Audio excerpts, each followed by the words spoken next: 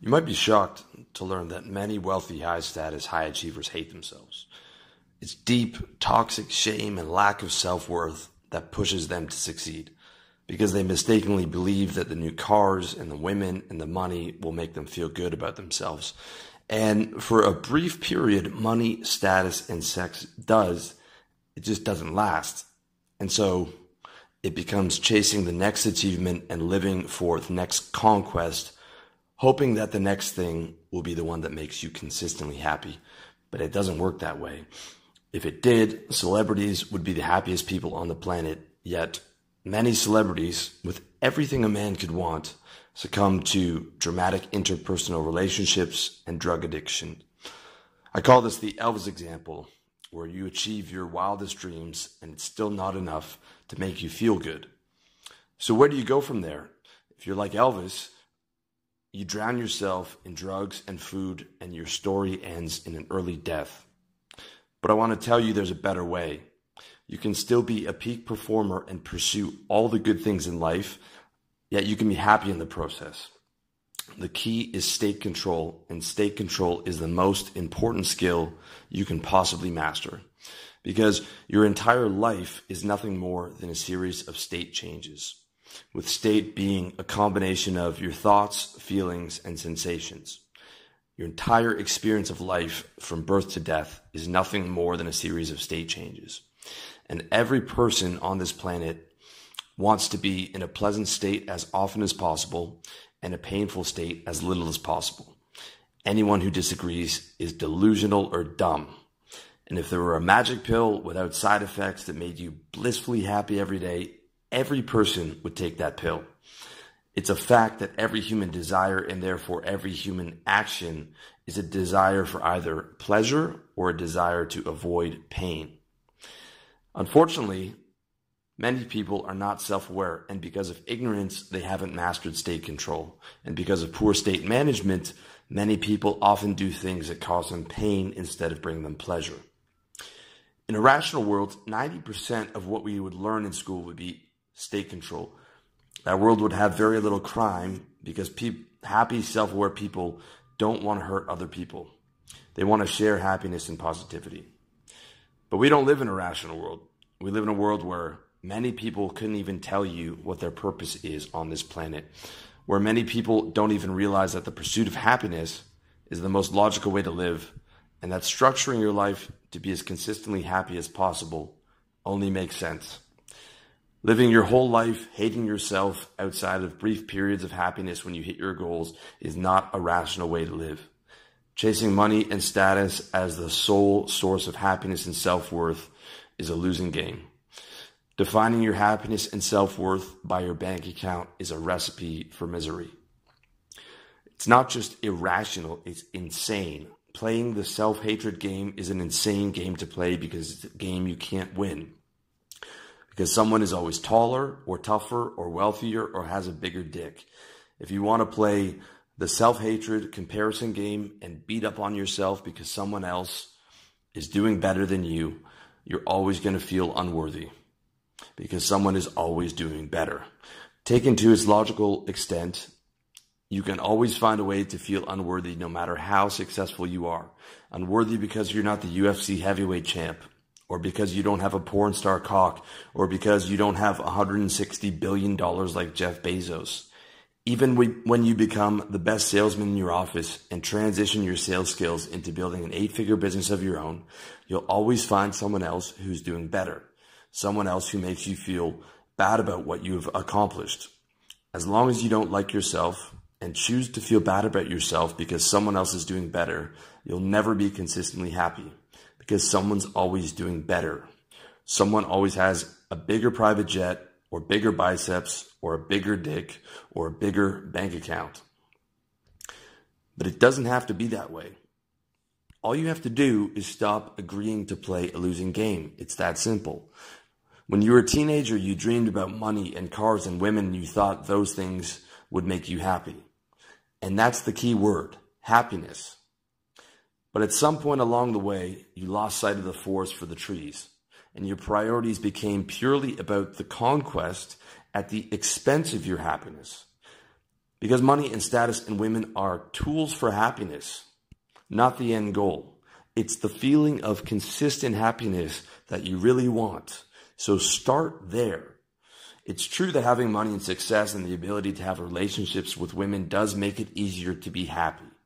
That's a fact. But those things in and of themselves do not make you happy. They are merely tools. Tools that without proper state management end in nothing but Pyrrhic victories. Choose to feel good about yourself. Choose positivity. Choose to be in the best state available at all times as your primary priority in life.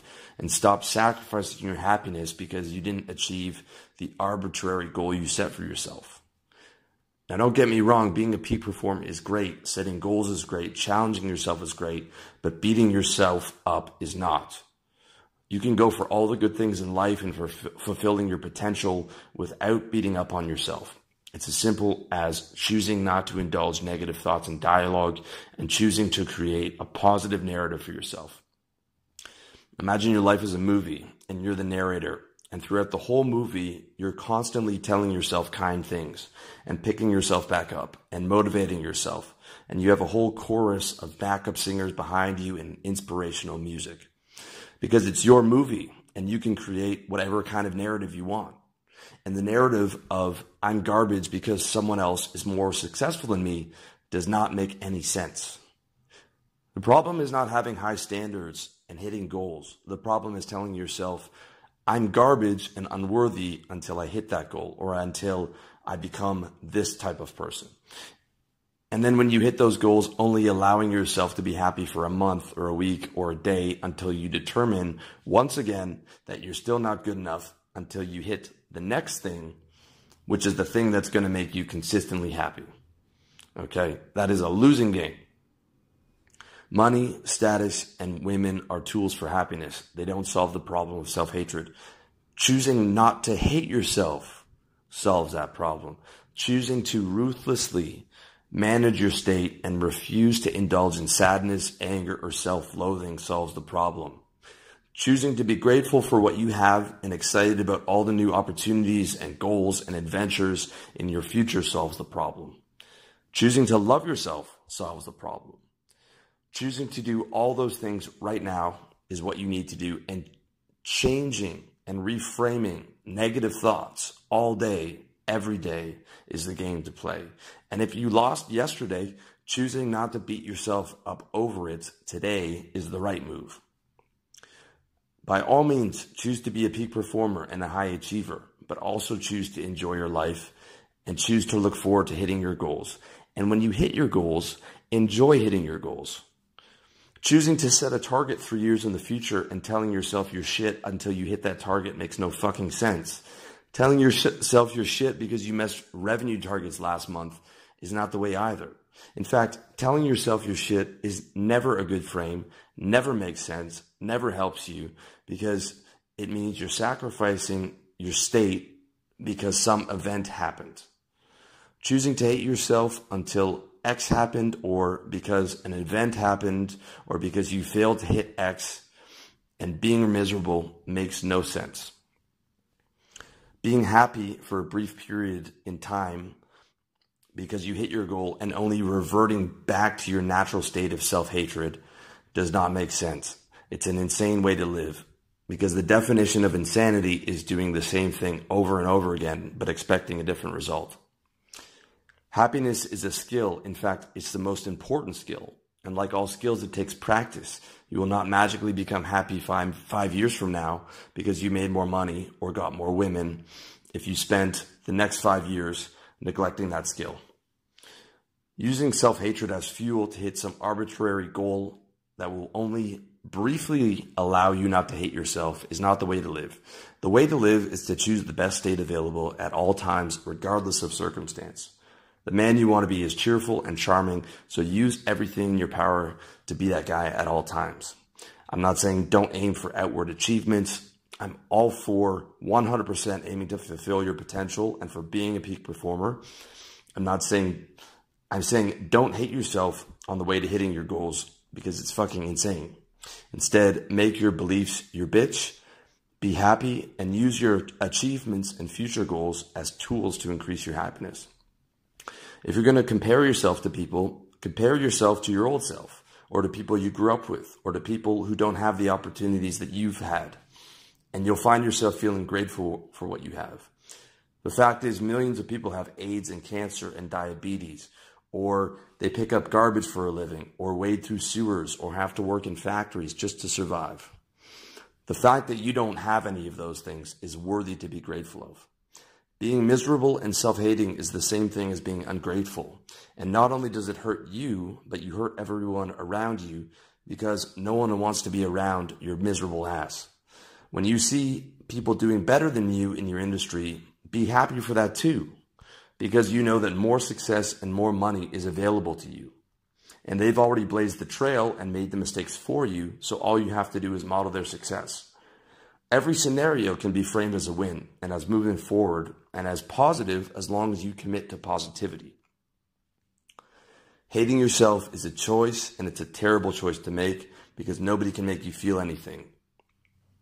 Any emotion and every emotion you've ever felt has been your choice, so stop choosing to feel bad about yourself, regardless of whatever arbitrary event happened.